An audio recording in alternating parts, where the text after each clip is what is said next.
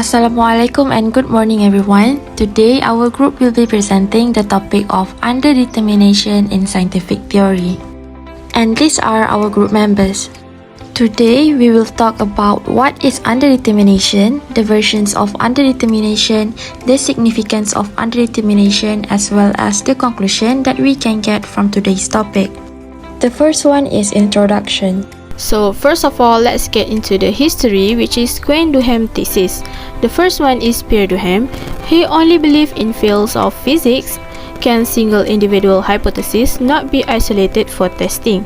He says in no uncertain terms that experimental theory in physics is not the same as in fields like psychology and certain branches of chemistry. Next, the conceptions of his theoretical group has its limits, since he states that not all concepts are connected to each other logically. He did not include at all a priori discipline such as logic and mathematics within the theoretical groups in physics, since they cannot be tested. The next one is Willard van Orman Quine. The theoretical group of his covered all human knowledge, including mathematics and logic. This is because he believed in two dogmas of empiricism. He contemplated the entirety of human knowledge as being one unit of empirical significance. Hence, all our knowledge for Quine would be epistemologically no different from ancient Greek gods, which were posited in order to account for experience. Next, we will go through the definition. What is underdetermination? Underdetermination is a thesis explaining that for any scientifically based theory, there will always be at least one rival theory, which is also supported by the evidence given. And the theory can also be logically maintained in the face of any new evidence. At the heart of underdeterminations of scientific theory by evidence is the simple idea that the evidence available to us at the given time may be insufficient to determine what belief we should hold in response to it. For example, if Ahmad spent 10 ringgit to buy apples and mangoes, and that an apple costs 1 ringgit and a mango costs 2 ringgit, then by this knowledge, I knew that Ahmad did not buy 6 mangoes. However, I do not know the exact amount of apples and mangoes Ahmad bought. Whether he bought 1 mango 8 apples, 2 mangoes 6 apples, 3 mangoes 4 apples, or so on. In conclusion, the combination purchase is unproven by the available evidence. The second is the versions of underdetermination. As you can see right here, there are three types of underdetermination, which are holistic underdetermination, contrastive underdetermination, and transient underdetermination. First, we will look at what is holistic underdetermination. First, consider holistic underdetermination. In science, holistic underdetermination holds that scientific hypotheses can normally only be tested in conjunction with other hypotheses. What is the definition of holistic underdetermination? It arises every time our incapacity to check hypotheses in isolation leaves us undetermined in our reaction to a failed prediction or a few different pieces of disconfirming evidence. In different words, if our prediction fails, we cannot validly conclude the hypothesis is incorrect. This is due to the fact that hypotheses have empirical outcomes that are simplest while conjoined with different hypotheses and ideas approximately about the world.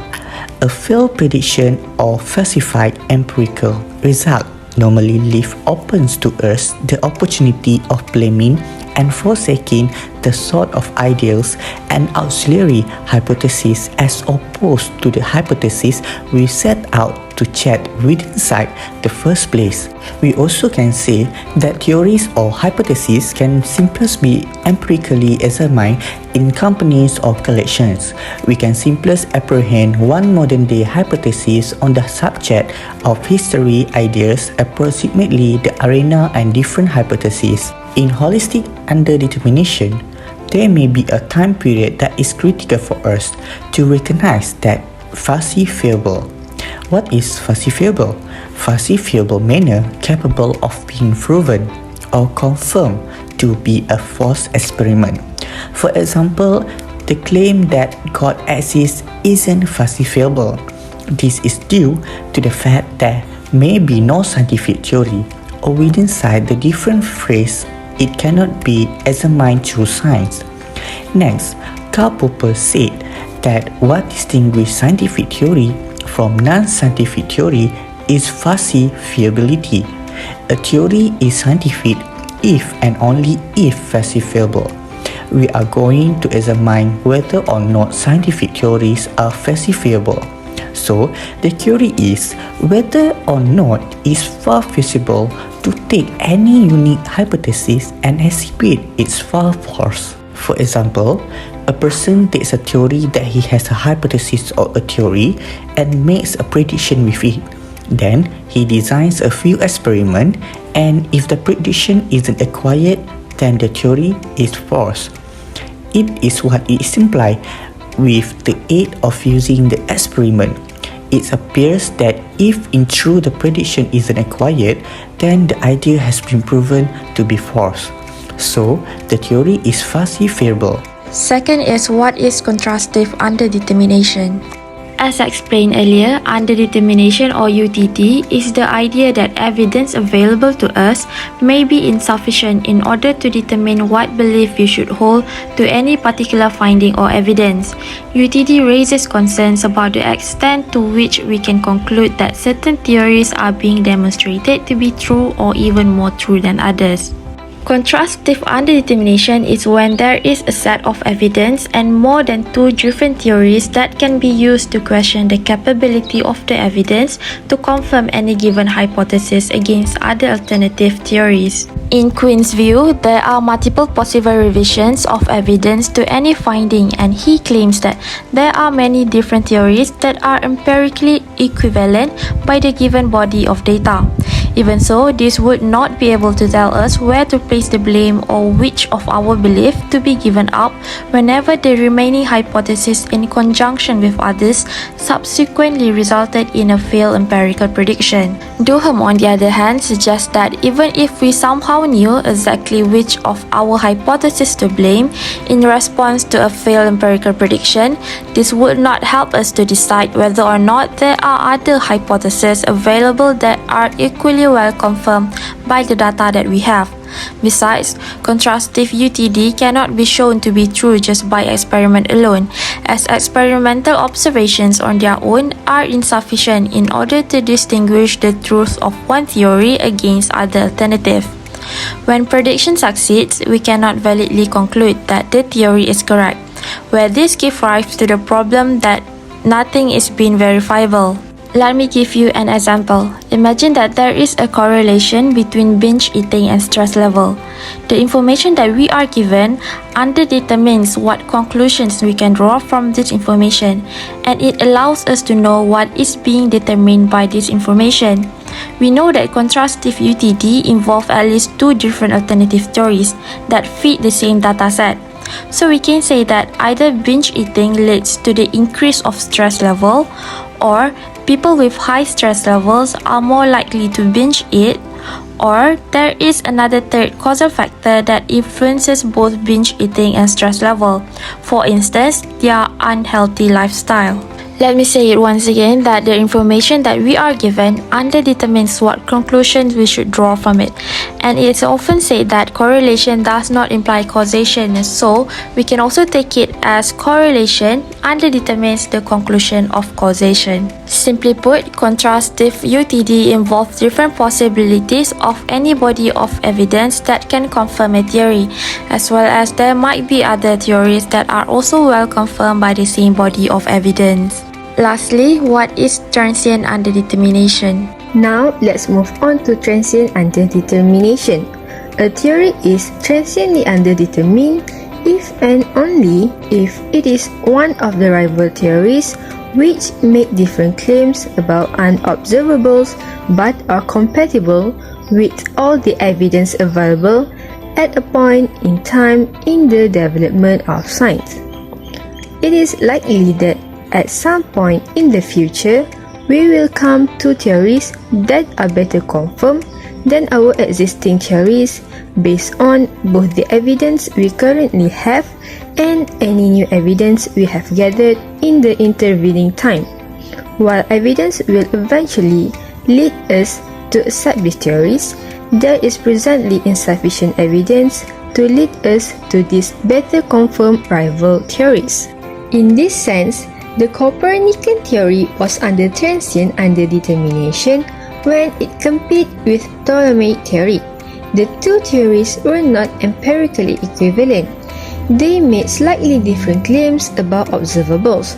For instance, the Copernican theory predicted the phase of Venus, but Ptolemaic theory did not. The reason Ptolemaic theory could not predict the phase of Venus because the scientific community back then did not have a telescope to observe the phase of Venus. After all, transient underdetermination possessed no less threat to scientific realism at the point of time when all the available evidence is compatible with rival theories. The third subtopic is the significance of underdetermination. Now, I would like to explain about the significance of underdetermination. Underdetermination occurs when input and rules fail to provide unique output. In science, the paradigmatic case is when evidence and rules of scientific method fail to provide a unique best theory to accept. Next, according to a sufficiently strong form of underdetermination, non-rational elements always play a role in how scientists accept theories. However, if scientists embrace theories in a semi-irrational manner, few beliefs are completely rational. As a result, sufficiently strong form of underdetermination implies few beliefs are fully rational. It is also possible to draw more than one hypothesis.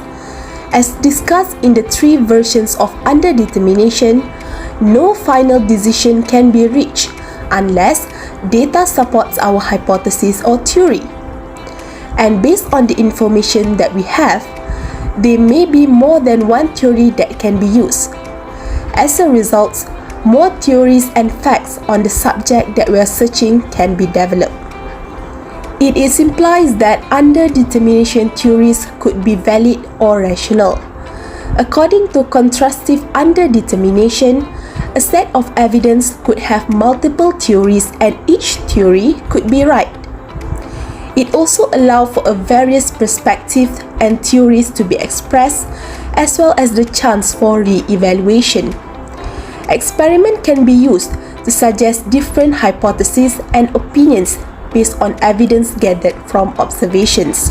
Now we have come to the last part, which is conclusion. In conclusion, underdetermination is a thesis that explains how rival theories will compete with scientifically found theories that are supported by evidence. Underdetermination is discussed in terms of different types of underdetermination, including holistic underdetermination, contrastive underdetermination, and transient underdetermination, with different ideas for each underdetermination given. Further discussions were carried on by emphasizing the importance of underdetermination. Hence, it is evident that underdetermination is important not just because it provides intriguing challenges to philosophical theories of knowledge, but also because it affects the practice of current scientists. I guess that is all from us. Thank you everyone.